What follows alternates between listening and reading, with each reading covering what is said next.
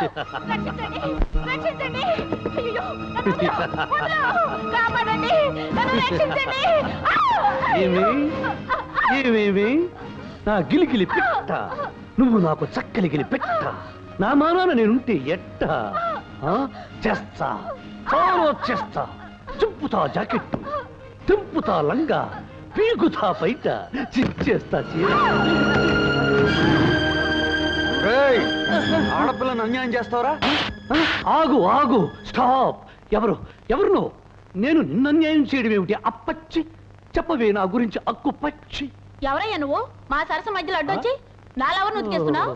అదేమిటమ్మా నిన్ను బలాత్కరిస్తున్నాడు నరసోగా? అవుననుకోండి, ఈయనకిదో సరదా. పట్టుకోబోతుంటే పరిగెత్తాలి, మీద పడితే అరవాలి, అప్పుడప్పుడు కరవాలి, ఇల్లంతా దొరకకుండా దొరలాలి.